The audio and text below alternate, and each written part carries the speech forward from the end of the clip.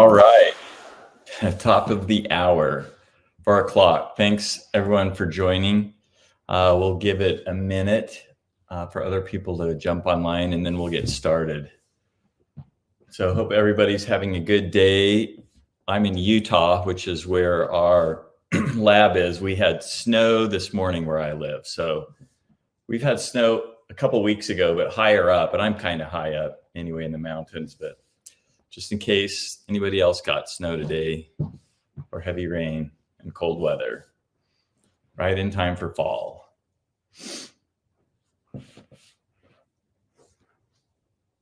So I'll wait for a second. We'll wait till 1 minute after 4. But I will give a shout out to Mario in New Jersey. He spent a lot of time at our booth at the InterNACHI show. We're talking to inspectors. So he definitely spent a few hours with us. So it was great having him there. So thanks, Mario. Good to have you on board. All right.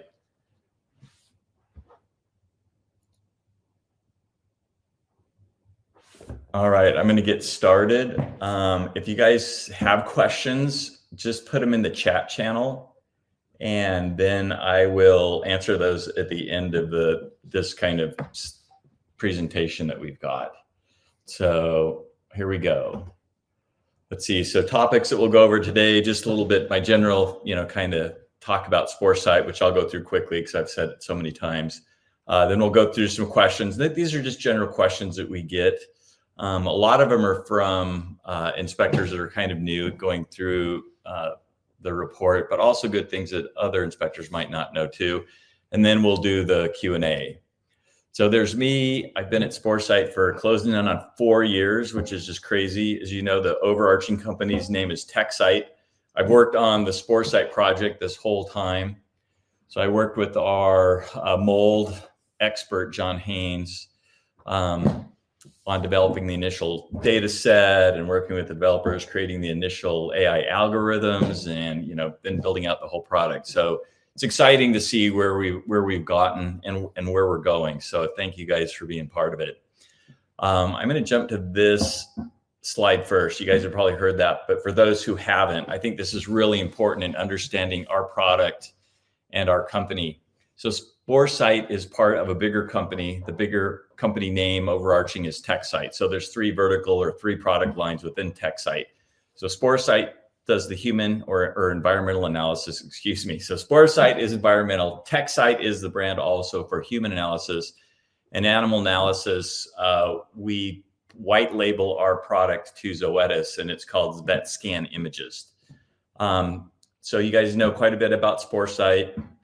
Obviously, all of these things are using artificial intelligence to count and classify, direct pathologists, doctors, inspectors on things that they should be looking at on a microscopic level using artificial intelligence to identify them. So in the human space, Mayo Clinic is our collaboration partner. So they're giving us images and we're giving us experts to create data sets that we then train. And then Zoetis, they are our partner and they market our products all over the world. We're literally all over the world doing hundreds of thousands of scans monthly with that. So the things that we are expert in because of what we're doing, so machine learning, artificial intelligence, computer vision, which is teaching, the AI or the computer how to recognize and classify different pictures, images. Digital microscopy, we use digital microscopes rather than manual microscopes with a human looking through them. We actually need to work with these microscopes to get them to do what we need them to do. So the things that we analyze are, air. So we have particulates in the air, be it mold or mold spores or just bits of different particulates. Liquid smearables, we do diagnostic testing. For laboratories, pathologists, doctors, vets, home inspectors, building inspectors, you name it. So that's that quick intro. I probably talked longer than I wanted to. Our lab, important to know, Dylan McIntosh is our lab director, and he is a certified spore analyst, so PAACB, which is the Pan American Aerobiology. That's really important.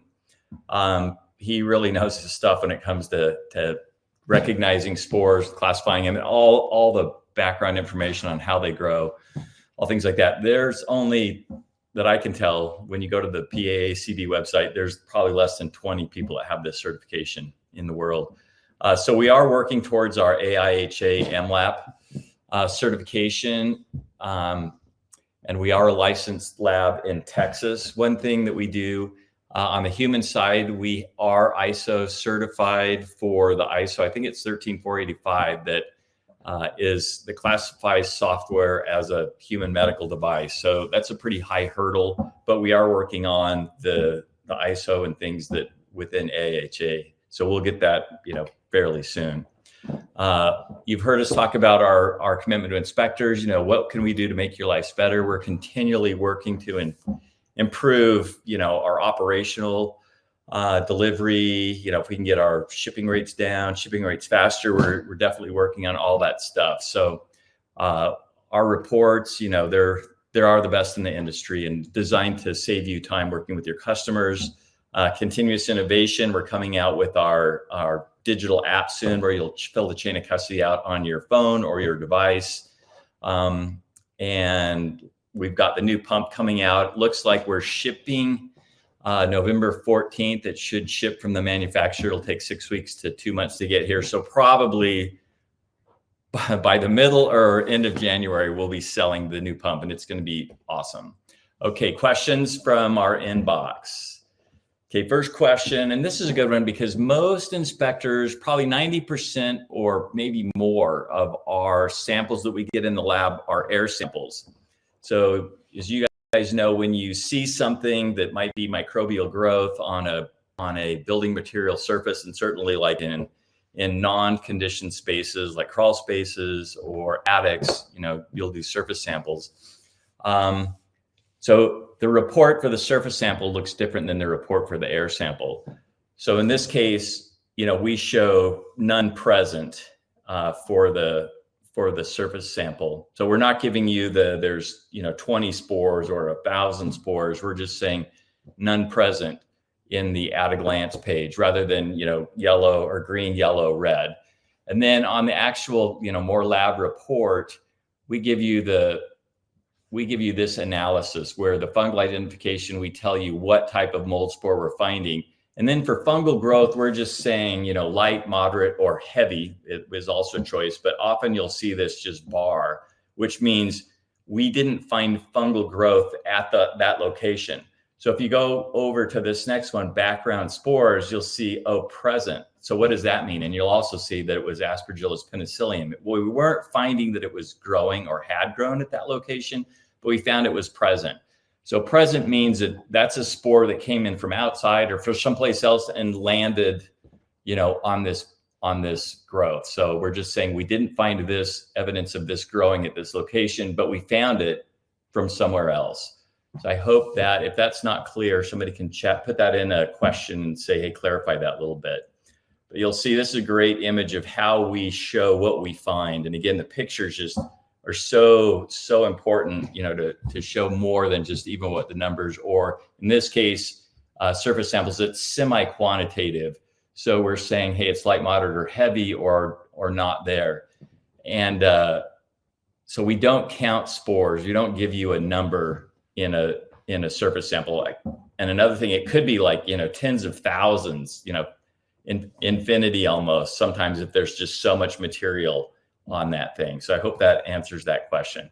So it gives you really the same information. Like if you're finding microbial growth there and you find out it's mold, you want to figure out, why that's growing, why there's a moisture issue, and take care of that. Anytime you find mold or overconcentration of spores, figure out what is causing the moisture to be elevated, which causes the mold spores to grow.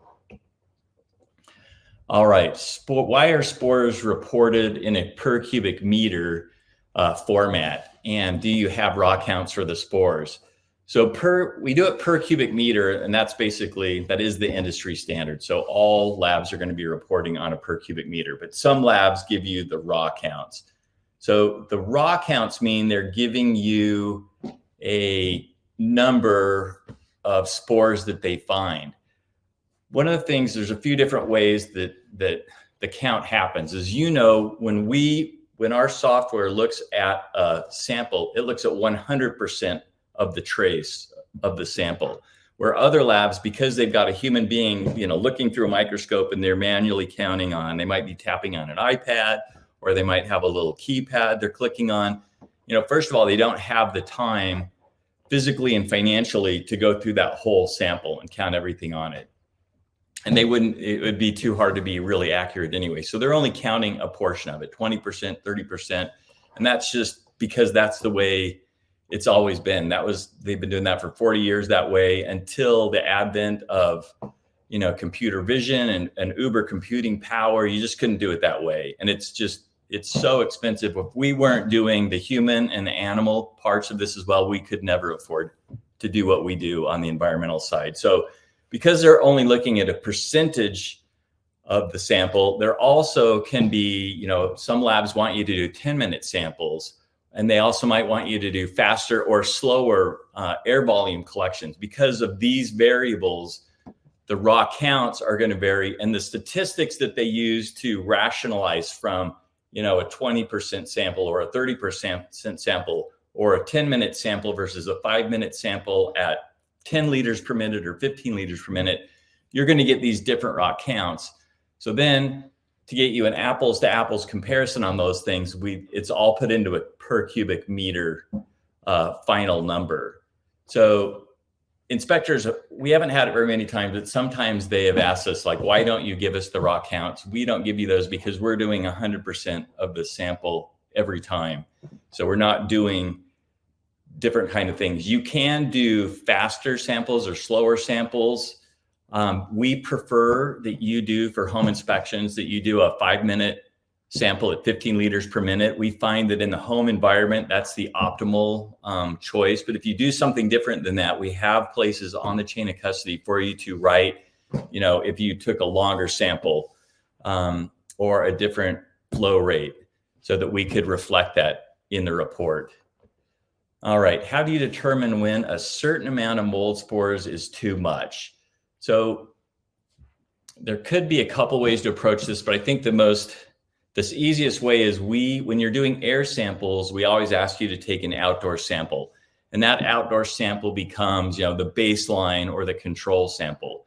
As you know, in the outdoor environment, there's, mold is everywhere in lesser or greater concentrations. Where I live, in the summer, my house is so full of mold. In the winter, there's not very much because of the season. So that mold is blowing in from the outside and out. And then hopefully I clean my house well enough that I don't find very much. But even, on the time of day, things can go up and down. So as you see that we give you, like, it's a slight concentration, elevated concentration, or a no elevated concentration, or a heavy elevated concentration, we are looking at, and we have, algorithms that we use, that we've developed based on industry norms. There's no government or FDA that says this is too much or not too much, but we know and see, like, what is an indication of an elevated mold spore. And there's also, certain mold spores, as you'll see, in our reports, it says water-related, indoor, the spores that grow well on building materials. So we use that control sample, and then for each different kind of mold spore, let's see if I can go down to, here's a good example. So these are the predominantly indoor water-related. So you can see the highlights. Each one of these has its own algorithm of when we say it's not an overconcentration or is an overconcentration. That would indicate that there could be a moisture problem in the home or in that building relative to, outside. So I hope that was good enough. I might have kind of wandered around a little bit on that one. Whoops, was the next one down. But we use that outside sample, and then based on algorithms that we've developed. But there are some industry kind of common things, common standards that indicate that. Okay, what are the various thresholds for not flagged? Flagged is yellow and red. So this kind of goes into what I was saying before. We're using the outdoor sample in here, and you can see that that we've got more of these spores inside than outside. So each group, we've got the predominantly indoor water related, then we've got indoor outdoor spores as the next, kind of with a blue header like this on our report, and then one that's just outdoor spores.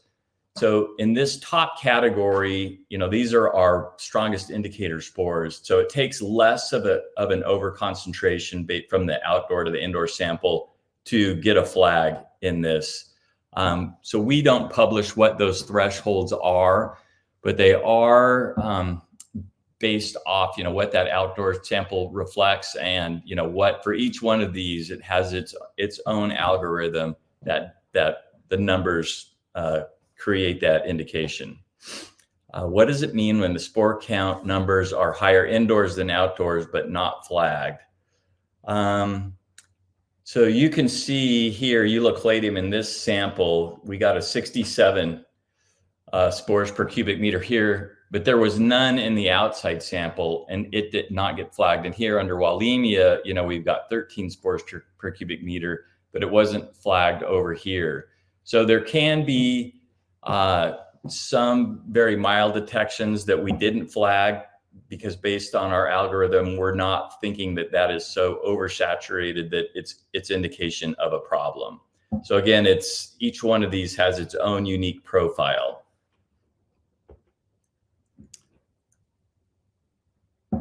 So I hope that answered it. What does it mean when the counts are higher indoors and outdoors? So again, it's got its own indication, its own algorithm of what gets it flagged. I hope I explained that clearly. Okay, if not, ask me further questions at the end. All right, here's another surface sample. What does it mean when there's a dash under the fungal growth section, but there was a spore identified? So here you'll see that we've identified, 3 mold spores, and it's for fungal growth. We're not detecting any fungal growth, and that's why they're the dashes. So we're not saying that we found past history or present history of mold growth, but we're saying we did see that there are spores. So this might be a good example. Maybe this was on a flat surface or something, and it was just very dusty. So these spores were there. We found these mold spores, but there was no evidence of growth occurring at that location on that surface sample. So you'll see that all reports will have a section for unidentified spores. So what this means is we've identified this as a mold spore or fungal fragment. Sometimes they're broken. Sometimes if there's too much material on the sample, it can get occluded by things on top of it. That's one of the reasons we don't want to collect too much material from the air, because sometimes the spores or the cassettes, those gel pads, will get overloaded. Spores and things will bounce off if it's overloaded, or they'll clump on top of each other. So these are things we know they're mold spores, but we're not 100% what they are. Sometimes they're just so random. I remember when this one came in, and we only have a few examples of these. So it can depend on where you are in the country. We get so many samples from all over the country now, but you will see seasonality. Anyway, we are definitely looking at all the major and indicating spores and identifying those. But occasionally we find things that we maybe not sure what it is. It might be broken, so we can't tell if it's exactly one thing or another. But the indicator spores, we are usually just totally dialed in on those. But we do throw some spores into unidentified kind of spores. We know they're mold, but we're not 100% sure what they are. But they're not indicator spores. All right, this is one of my favorites. What's the difference between an aspen string and Aspergillus penicillium? So these are really good images that we pick up. So you can see these strings of spores here, and in this case, it's kind of a clump. And over here on the right, you've just got 2 spores all by their lonesome. So when Aspergillus penicillium spores grow, it kind of looks like a dandelion. You've got kind of a sock kind of thing with a ball on it. And then these spores grow out like a dandelion. You know, when it goes to seed, it has the seeds that kind of vertically come off it. In this case, these are these little tiny strings of spores that just spread out, you know, all around off that. So when these things pop off of their growth structure, a lot of times they'll pop off just as individual spores. Sometimes they'll come off as these strings, but they're so fragile that even just the wind currents will break them apart. So generally we find, you know, when they're coming in from outside indoors, they're coming out as single spores. Sometimes we'll get some strings, but not very often, you know, if they're not going very far, but generally they're just individual spores. Even spores that might be growing indoors could go into individual spores. But when we find these things in strings, you know, specifically when we're finding groups of strings together, that's a really good indication that there is some growth going on nearby. So in the case of this kind of clump of spores, that's pretty cool because it's like a string that went into the gel pad and kind of smushed down. When it hit the gel pad, it kind of crushed out. So it was a string before it hit the gel pad. Where you can see these two pictures, the string kind of landed flat on the gel pad. And I'll show you here where we've got predominantly indoor water related, we say aspen string. So here, this is that first group of spores, again, indicator spores. And this is where we're counting the strings that we find. You'll also see, let me go back to the right question. I don't have it up here, but the next group down is the indoor-outdoor spores, and you'll see Aspergillus penicillium as an indoor-outdoor spore, and that's where we count individual spores. So the strings that we count in that top group, water-related indoor spores, we're counting like here's a string, here's a string, here's a string. So that would be like 4 strings. You know, here we'd be like 1, 2, 3, 4, 5 strings. So then on the indoor-outdoor spores, the individual spores from the 5 strings would be counted. So it would be, you know, 1, 2, 3, 4, 5, 6, 7, 8, 9, 10, 11, 12, 13, you know, on and on. So I hope that's why we've got 2 different groups of those. So this is really unique in that we're always looking for this level of indication. Okay, this was a great question that we had. This was actually 2 questions that we combined into one. So can something like a moldy box or soil from a plant be the reason the report can show elevated mold levels? So I talked to our lab director, Dylan, about this. He's like, well, you know, it could, but but it's generally unlikely, specifically from like this was a great picture. Somebody found this really moldy plant. If you saw a moldy plant like that, I wouldn't be taking a sample next to that, but we don't usually find moldy plants like this. This question came in, an inspector, we found an elevated level of spores. And he said, well, there was gosh, what are those flowers that people like to cultivate? Anyway, it was like a small, you know, pot, and it had that one flower that comes out of it. Anyways, he's like, could that have caused it? I talked to Dylan about it. He's like, unlikely in that case. You know, in this case where you've got this totally moldy soil, I mean, maybe that's a possibility. So we could never say unequivocally yes or no, but something to kind of keep in mind. But like that little plant, he's like, that's pretty unlikely that tiny plant did it. In the case of the box, a home buyer, you know, had the inspector do the mold test, and it came back crazy elevated spores. So about a week later, we got a call from the owner of the home, and he was trying to get us to change the report. He said, you know, I found a moldy box in my basement, and this is what's causing this elevation. So I've taken it out. Could you rewrite the report? You know, and so I was like, you know, I empathize with you, but you know, we can't rewrite this report, and we didn't even do the report for you. So I said the easiest thing is to just go, you know, get an inspector and come back and have another test done there, and then you'll know in a couple of days, and it won't cost you very much money. So he, you know, is saying, hey, I know the culprit, it's this moldy box, and I've removed it. So can you change the report? So, you know, we couldn't help him out on that. So that kind of dovetails into this one. Can reports be revised after they've been issued? And the general answer to that is no. So we would have to do, another group of samples. So it's common, that somebody would, or I shouldn't say it's common, but somebody does a report and we find there's elevated, especially if there's a remediation they come back and do a cleaning report, post remediation report. So that's common to do it that way. But to say like, oh, we figured out what it was, so can you just rewrite the report? We can't do that. If you have like, oh, I want you to change, I wrote on the chain of custody, it was the blue bedroom versus the brown bedroom or something like that. We could rewrite something like that, but you'd have to submit a whole new chain of custody with that written in, because the chain of custody lives with that report.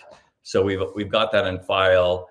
In the future, we're working on connecting those together, but we are not to that point yet. But in the future, they will be. When you get the report, eventually you'll get your chain of custody back with it. Let's see. Okay, so that's it for the questions from the mailbag. So we'll go back and take some Q&As. So let me see what we've got. So Julie asks, is there an acceptable amount of Basidiospore? So Basidiospore is one of the most common, spores throughout the world. They are an outdoor spore. But if you have like a crawl space with a dirt, it's a crawl space with a dirt floor, inspectors will often do an air sample in the room above that crawl space with a dirt floor, because you could be having Basidiospores growing in the dirt there. I would say an acceptable amount. So mold is all around us. I mean, it's growing out in the wild everywhere. It's blowing in when you're outside, you're breathing in mold spores. In the indoor environment, I mean, ideally, for sure we don't want mold growing in the indoor environment. And if it is, it's indicating that there's some kind of a moisture problem on your building materials that you want to get rid of. So acceptable, becomes, I think that's kind of a question. Generally, Basidiospores don't grow on building materials. If I go back, hang on really quick. If I go back to this, so these spores grow really well on building materials in the built environment. So Basidiospores aren't on this list because they just generally, mold has things that they like to grow on. So some mold really likes to grow on drywall paper, where some mold just doesn't. So that's why we've grouped these together. So it's readily apparent, where the things that are most important are, rather than just having kind of the matrix where everything's, in the same place. You've just got rows and columns of numbers. So hopefully, that we don't need to rely on these, but when we do have elevated levels, you want to know quickly, like, okay, what have I got? And then, we need to clean it up or remediate it. You've just got to get rid of whatever's causing the moisture. That's going to stop the mold from growing. So that's kind of maybe far afield from the question, but anytime you're finding mold, I mean, ideally you would want to filter that out through your HVAC filtering system. But Basidiospores are going to be blowing, in from the outside environment. They generally would not indicate a problem of moisture in the home, but there could be an issue where the crawl space, like I said, with a dirt floor, those spores can come up through the floor and the cracks and, microscopic things and be in the home. And you don't want that. I mean, you would want to figure out a way there's definitely ways to lower the humidity in those areas, or to seal off the home from that area. So that's a really good question. And I hope that was a good answer. Let's see. So Justin says, is there a difference between finding spores versus hyphae? So the hyphae are the, kind of like branches or trunk that then the mold things, branch off and grow from. So when we find those in our reports, we report that as part of the particulate class of spores. So you'll see, on page, I think depends on how many pages it is, but it's generally like around page 4 for a 3 air sample report. You'll see particulate, in this blue band, we'll say particulates, and the very first thing is hyphae.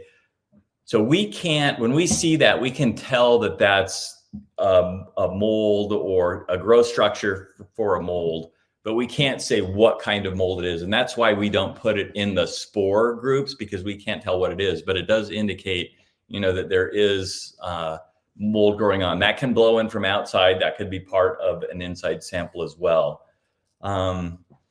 So let's see, I think they might have taken the rest of that question on, but I can't remember what that whole question was. Sorry to talk so much. And it's 4:30, so I need to wrap it up pretty quick. But everybody's still on. I don't think we've lost anybody in this. So thank you guys for hanging on, putting up with me. Maybe it's that I've got my Sporecyte branded shirt on that I try to wear at all the shows we go to. I hope that answers your question on hyphae. If not, send us another email, but it is something to keep in mind and to consider. And we are looking for that and counting those. Okay, Damien, can your recommendations in the air report recommend air purification systems? It only recommends a mold expert currently. Could we recommend air purification systems? I would say the reason right now that we recommend, an expert, and you might be that expert. I mean, we do have a lot of, home inspectors and a lot of you guys. I mean, I've talked to home inspectors that know more about this even than I do. I know a lot about a very narrow part of this, but I'm not a home inspector. I couldn't do your job for sure. So the first thing when you find mold is you want to, understand what's creating it. So the question on cleaning the air systems, our thinking has always been like, we need to figure out what the water problem is. So the mold elevation is flagging the water problem, a moisture problem, fix that. And then you can clean, or if it's in a bigger case, remediate that. But the key is turning off the water. We don't have any recommendations for air purification systems. I know once in a while I'll tell somebody, and I've done it myself, is, if you want just something really fast to clean your air, get a box fan and a HEPA filter and put the HEPA filter on the box fan and, blow air through that. But we have not worked with any air systems. We've, talked about at some point maybe having a referral system for people that have, questions on stuff like that. But we have not gotten to the point where we've focused on that. We're so focused on, getting our app out, getting our new pump out, working with FedEx on getting, better and better shipping that we can work with you on. I hope that answers that question. Okay.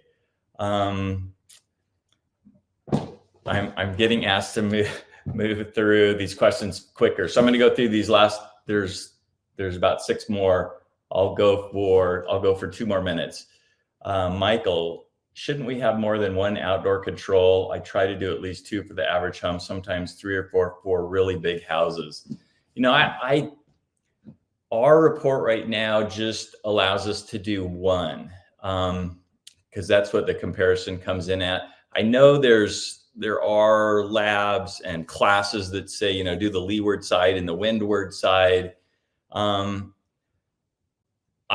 don't have a good answer for that one, honestly, and maybe we'll do a blog post on that, because I honestly don't know the answer to that. If I could, I would, and maybe Ellen or Ashley could flag a note, and I can get with Dylan, and we could send you a email on that, because I don't know the answer. I apologize. Julie says, new to this, what does one color graph indicate? Someone says slight, major, green, yellow, and pink. These colors are nowhere else on the report. Let's see. Color graph indicates, says slight, none, major. So on our air samples, we've got, I call it the at a glance page. So you've got the, none or normal, which is green, then yellow is slight, and red is major. So those are saying we're giving you kind of a slight heads up on if we're at a glance, if we're finding elevated conditions. So none in the green, that just means what we're seeing in the sample is not indicating that there's an elevated mold condition, which then indicates, a moisture condition in the home to be aware of. And I'm going to have to wrap it up on this one, I think. And I apologize, but I'm excited that we had so many questions.